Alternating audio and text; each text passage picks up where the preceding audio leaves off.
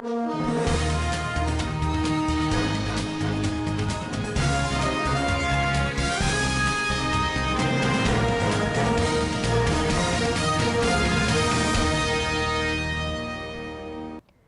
Bello MATAWALLE constitute 41-member transition committee. National Population Commission assures 2023 census to meet global best standards. UNICEF distribute hygiene kits to schools in Kano. On business, Nigeria's gas network can transport 6.9 billion naira standard cubic feet of gas. On the international scene, Israeli bombard Lebanon and Gaza after rocket fire from both territories.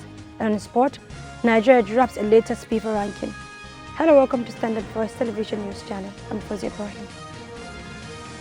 Zamfara State Governor Bello Muhammad MATAWALLE has constituted a 41-member transition committee to prepare to hand over power to the next administration of the state. In a statement signed by the Secretary to the State Government, Kabiru Balarabe, a former Minister of State of the Federal Republic of Nigeria, Ambassador Bashir Yuguda, was appointed as chairman of the committee, while Permanent Secretary Cabinet Affairs Dr. Lawal Hussein will serve as secretary to the committee.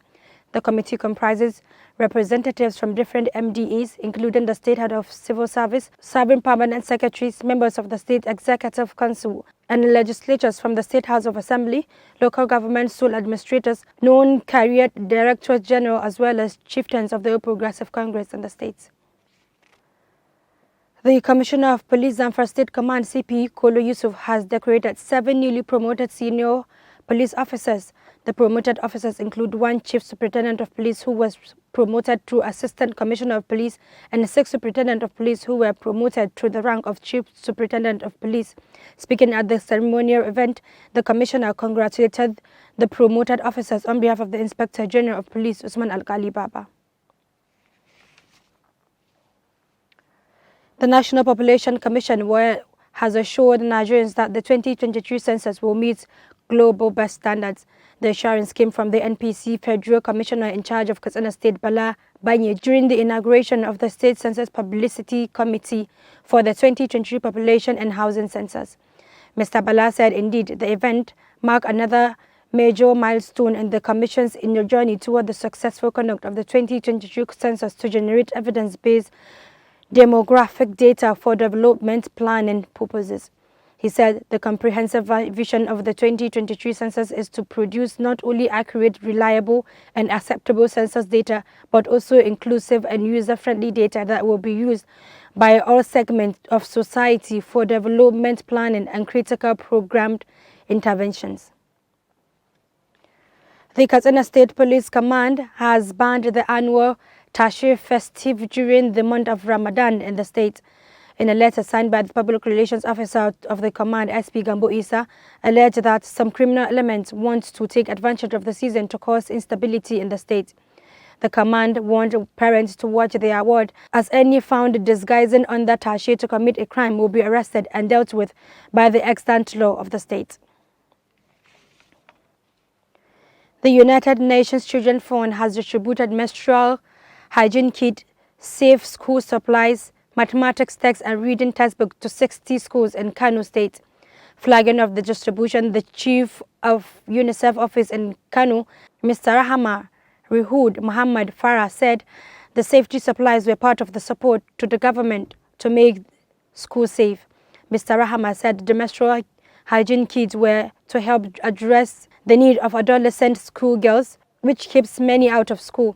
Other items such as rechargeable touch, plastic wards, electric bell and first aid kit for emergency and domestic setting were also distributed to the schools. Just Electricity Distribution Company announced that it has dismissed 20 employees for corruption practices. According to a statement by its spokesperson, Adekole Elijah, the electricity company's managing director, Abdul Muhammad, disclosed this at a customer sensitization and band upgrade at the company's ICT center, Tudunwada, Jos. Mr. Muhammad said the unwholesome activity of some bad eggs among its staff remain a drawback of the company, adding that it has zero tolerance for corruption, warning the staff to shun corruption and other criminal acts. A member of the APC in Kogi State, Honorable Hussein Umar, has called on all successfully declared aspirants for the upcoming Kogi State gubernatorial primaries to maintain peace and promote the conduct of free and fair primaries. Honorable Hussein, while addressing newsmen in his federal constituency, declared that Alhaji Jibril Moma, who is the immediate past Accountant General of Kogi State, is the right man for the job, saying with the vast experience, capacity and competence of the ex-Accountant General, Kogi will remain a better place for all, and most importantly, Kogi State will stand the test of time. And on business,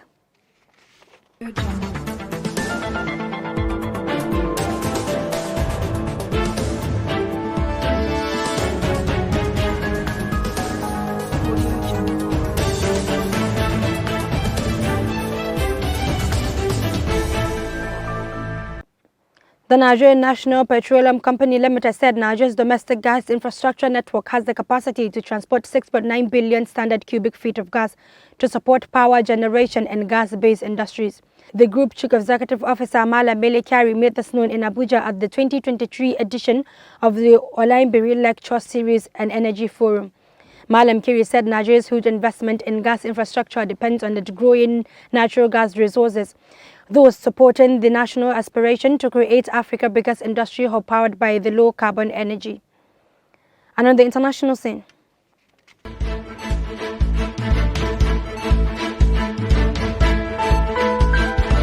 Audio Jungle.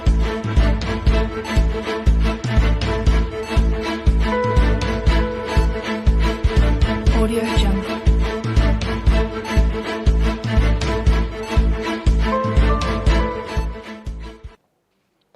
Israeli bombarded the Gaza Strip and Lebanon before dawn on Friday, saying it was targeting Palestinian militant group Hamas in retaliation for several dozen rockets fired at Israeli from both territories.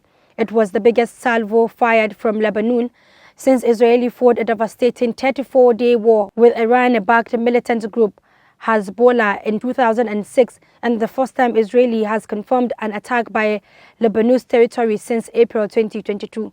Tension has soared between Israeli and Palestinians during what is both the Jewish pushover in the Muslim holy month of Ramadan, prompting international calls for restraint. The latest flare-up for violence comes after Israeli police clashed Wednesday with Palestinians inside Jerusalem Al-Aqsa Mosque, Islam's third holiest site. And on sports,